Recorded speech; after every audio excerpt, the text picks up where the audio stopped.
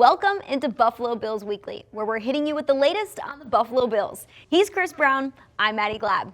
After sitting with the loss for 10 days, the Bills wiped the bad taste out of their mouth by dog-walking the Steelers, beating them by 23 points. The Steelers' defense is tough. Their defensive line is known for being a steel curtain. Well, it was more like a paper curtain because the Bills bulldozed through by opening up big rushing lanes, playing gritty for 249 rushing yards, a record at Acrisure Stadium. It was a physically dominant performance. I think they controlled the line of scrimmage on both sides of the ball from wire to wire.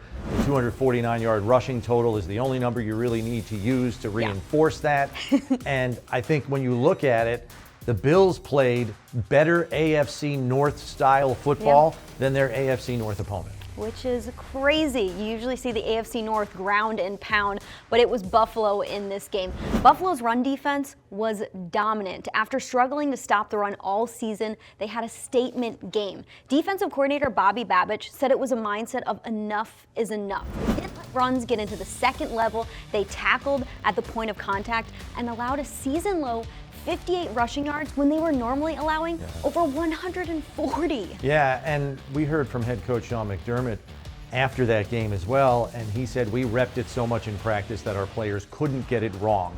So I thought gap integrity and tackling together was the best combination we've seen defensively all season long. To your point, the longest run by the Steelers was 12 yards in the game. That's an indication that defenders are not only in their proper gaps, but the first person to the ball is getting the ball carrier on the ground. If that can continue the rest of the way here, it's certainly a good sign. And I thought Shaq Thompson running the defense, no offense to Terrell Bernard, made a difference. There was a physical presence and edge to that group on defense. Let's talk about Shaq Thompson because he was an important addition to the lineup in Terrell Bernard's absence. Shaq Thompson is a veteran linebacker who's played 11 years in the league. When you talk to him, he says, I got a screw loose. I really like to hit people. And you saw that physicality on run defense. Why should Buffalo think about inserting him into the lineup when you're facing a team who can run the ball? Well, it's hard to argue with the results. And this is very much a what have you done for me lately league. We really don't know Terrell Bernard's status going forward, so the decision might already be made just based on player availability. But man, that's a heck of a player to have to turn to in the absence of your defensive captain. Definitely. When we look at the rest of the season, there's 5 weeks remaining in the regular season.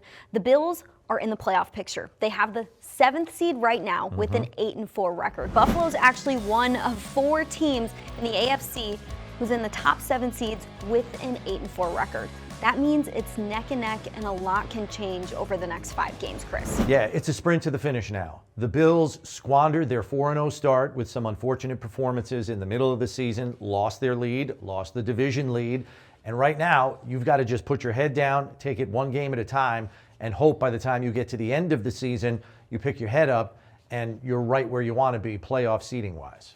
Some tough games remain for Buffalo. You got the Bengals. You also have the Patriots on deck. Based on the performance we saw against the Steelers, are the Buffalo Bills turning a corner right now? Well, you want to believe that they are, and they get some home cooking this week against Cincinnati, where they average 10 more points per game and are 5-1 on the season. That has to help.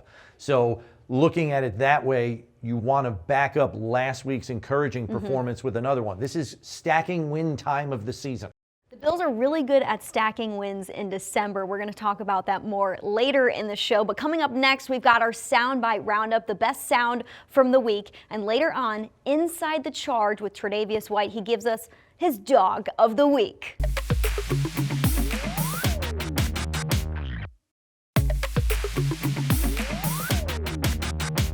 Anytime you have a chance to play against one of the premier quarterbacks in this league, you have to be ready for it. You have to put your best stuff out there, have a really good game week of practice, and then go out there and execute on Sunday. They're well coached. They make it difficult. They give you a lot of different looks in the secondary. They try to make everything look the same, and they got good players that typically have been there for a while. Most of their guys have been in that scheme for several years now and understand the weaknesses and the strengths of it. We've had success against them in the past. We haven't played them in several years. Every game is new, so look forward to going and proving it. I mean, they got their franchise guy back, right? Burrow's one of those guys who could rip it anytime he wants to. He's a smart quarterback. He can pull down and run. He has both his weapons back. He has good tight ends. He has a good running back, So it's going to be a challenge for us. But at the end of the day, we got to go out there and play Buffalo Bills way. A lot of this group has been around for a while. I know some of them have left and come back, but they've had a lot of continuity over there. I know they've added a couple new pieces, but they've done a good job. Sean's been a part of that defense, obviously, for 9 years now. Bobby Babich has been there, I think, the entirety of the time as well. So a lot of continuity over there, a lot of veterans that know how to do it, a lot of young guys that they're working into the mix as well. So just a really, really solid group that makes things difficult for you. Different team, different offense. He's one of the top quarterbacks in the league for good reason. They have weapons outside and inside. So I think Coach Taylor does a really good job of play calling, scheming, and putting his players in position to make plays, and they're special. The rapport that's been built up over the years with the quarterback and the receiving core is it operates at a high level. So it's impressive. Welcome back to Buffalo Bills Weekly.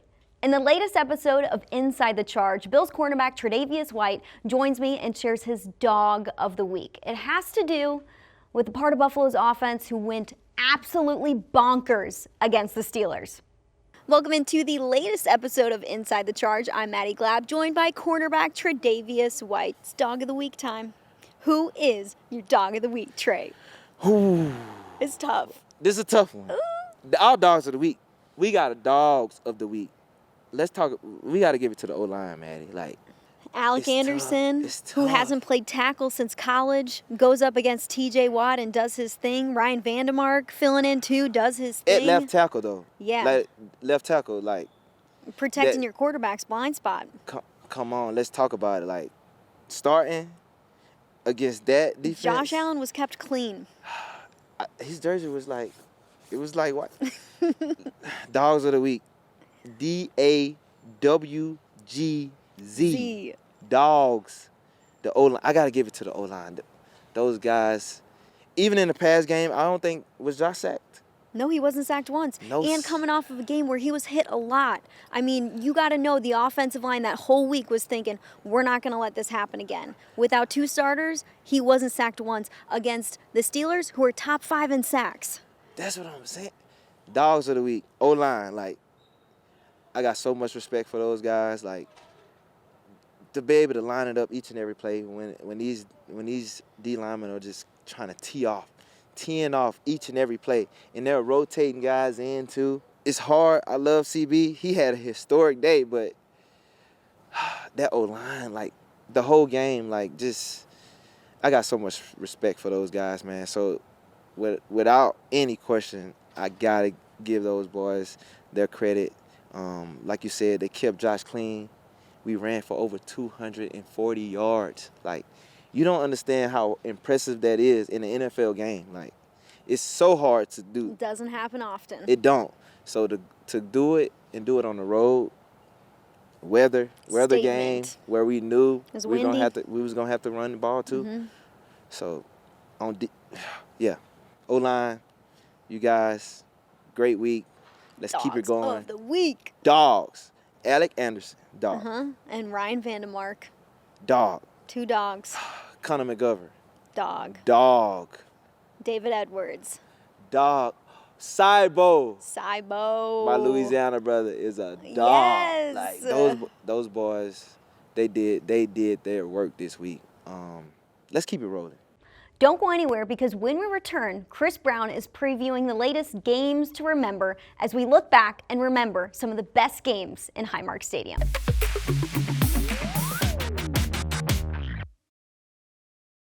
Welcome back. It's time now to take a look back at one of the most iconic games in Highmark Stadium history with former Bills wide receiver Stevie Johnson on an upset of the Patriots that was an instant classic in Games to Remember.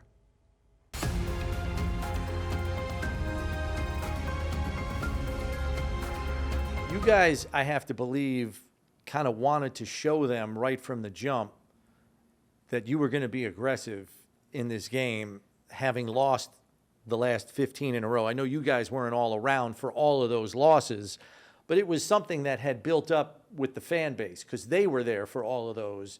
They had shouldered those.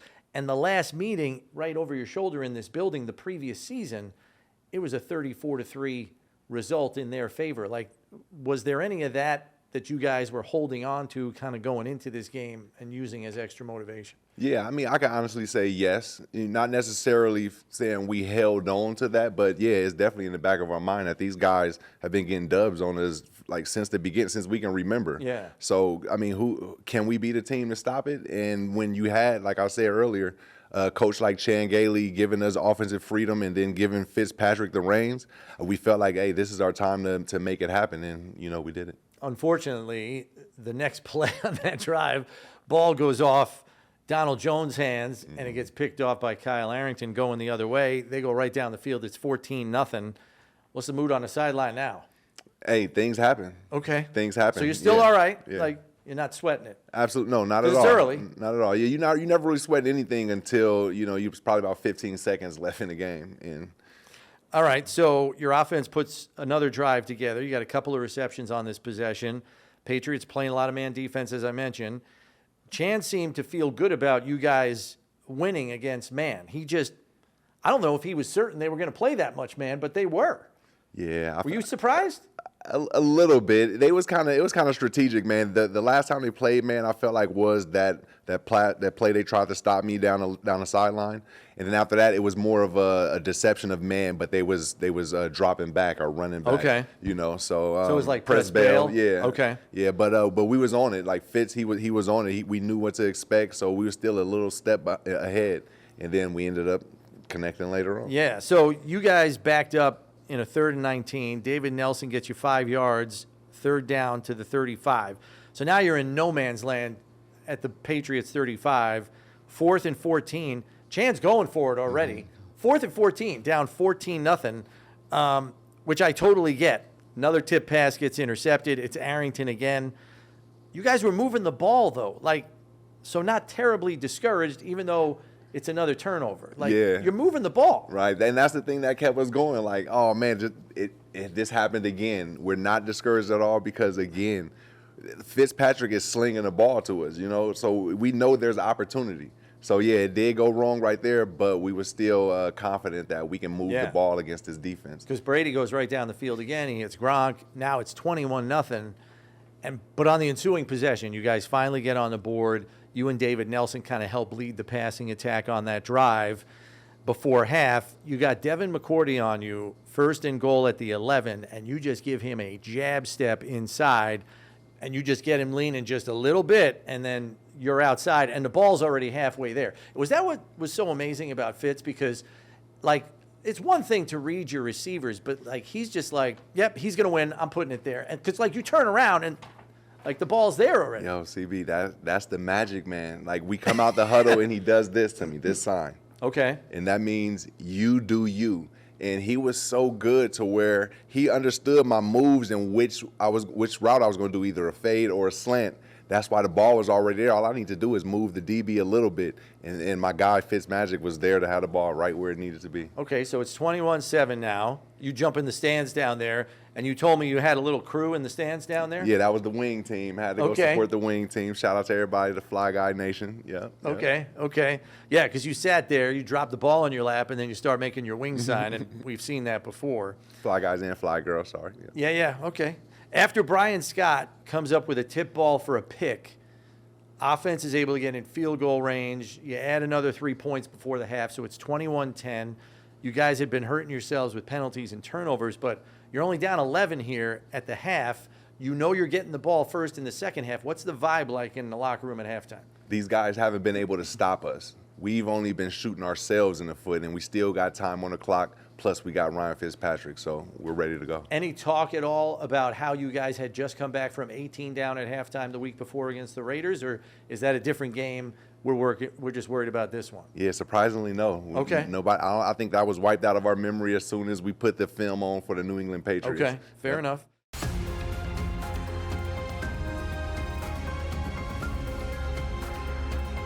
Coming up next on Buffalo Bills Weekly, it's our game preview of this Week 14 matchup between the Bills and the Bengals. Stay with us. Welcome back to Buffalo Bills Weekly. After 2 straight weeks on the road, the Bills are back at home for a Week 14 matchup against the Cincinnati Bengals. Bengals quarterback Joe Burrow is back at the helm after missing 9 weeks due to turf toe. Burrow gives the Bengals the best chance to win due to his pocket presence and awareness. He had his first game back against the Ravens, beat them 32-14 with 261 passing yards and 2 touchdowns. With a quarterback who's missed 9 games and is back in the lineup, what can we expect? I was hoping to see a little more rust there, but we didn't see much of any of that. And I was impressed with the timing that he had with his receivers. Usually that's a hard thing to recapture when you've been away for more than 2 months. Not the case. Your stat line kind of points that out. And I think the other thing here is he is a guy that gets hot in December. He's used to having to make these kind of runs to the end of the season. Well, they had to do it last year, just missed the playoffs by a game. And here's the other stat that worries me a little bit. He's at his best in December. He has the highest completion percentage and passer rating of any quarterback in December since 1970. Uh-oh. We know as of late, the Bengals start off the season a little slow, but they really lock in November, December, and January. Burrow has the highest passer rating in the month of December. He's a passing quarterback. You look at what the offense does. The Bengals like to move the football by throwing it. And wide receiver Jamar Chase, who's one of the best receivers in the game, is Burrow's go-to guy. Chase is strong at the catch point, and he's also explosive. Has the 4th most receiving yards right now with 971. What should Buffalo's defensive game plan be? Yeah, we know Burrow gets the ball out quick, so I think defensive linemen have to focus less on getting sacks and more on getting their hands up in passing lanes. Maybe you can get lucky and bat a few passes down to kind of put them in long down and distance with incompletions. And then, believe it or not, the Bengals ran the ball 33 times last week against the Ravens. So I don't think you can discount Chase Brown in this equation. So the gap integrity and solid tackling they had last week, that has to come back and appear once again because Chase Brown is a home run threat with his speed. And then finally, I'm all for putting Christian Benford on Jamar Chase the entire game. Have him follow him all around like he did last week against DK Metcalf in the Pittsburgh game. As a matter of fact, Benford has been utilized as a traveler with the other team's #1 receiver in 5 of the last 6 games, and I think he's played some of his best football here down the stretch. Sean McDermott gave us a little bit of insight into what Christian Benford does behind the scenes when it comes to going up against #1 wide receivers. Benford said, "Give me the guy. I want to go up against the best wide receiver." Last week, it was DK Metcalf, and he did not allow a catch in coverage. He's done an incredible job as of late. 2 takeaways last game as well. When you look at Cincinnati's defense, man, they have struggled all season, ranking at the very bottom of the league in several categories. They're allowing the most points per game, most yards per game, allowing 31 points per game. The unit does not play together, and because of that, there's a lot of holes open on the field for Buffalo to take advantage of. How can the Bills hang 40 on them? Oh, you're asking for a lot there, I Maddy, want a but 40 burger. Okay, fair enough. The Bengals' run defense, I will say, has improved in recent weeks. It's still not where it needs to be a consistent unit. So I think the Bills have to lean into their #1 ranked rushing attack and use that to put them in favorable down and distance. At that point in time, you can use the passing game in the short to intermediate areas to really take advantage of this Bengals defense. And look, they play defense top down. They don't want to get beat over the top. So Josh really has to focus on taking what the defense gives him, get the ball in the hands of your playmakers, and let them do the rest. I know I told you last week, Pittsburgh gave up the 3rd most yards after the catch. Bengals give up the most in the league. 1,980 yards after the catch in just 12 games. It's about 162 yards a game. The Bills are feisty in December. They're really tough to beat. Since 2020, an 18-3 record in December. They know how to turn it on when it really matters. The offense has averaged more than 30 points per game. The defense has allowed less than 20 points per game over that span. How do they know how to lock in December? I think you got to look at head coach Sean McDermott here and keeping the process the same. But I think what also helps them in terms of a psyche is it's a clearer picture of what your situation is as you come down the stretch here, and I think that helps this team really lock in. Now, the division race is all but lost at this point in time. It's a super tight AFC conference race. To me, I believe that's going to compel them to get to peak efficiency and play their absolute best football down the stretch here. We always say the Bills play their best football when their backs are against the wall. With a win, the Bills would beat the Joe Burrow-led Bengals for the very first time. We want to thank you for tuning in to Buffalo Bills Weekly. For Chris Brown, I'm Maddy Glab. We'll see you next time.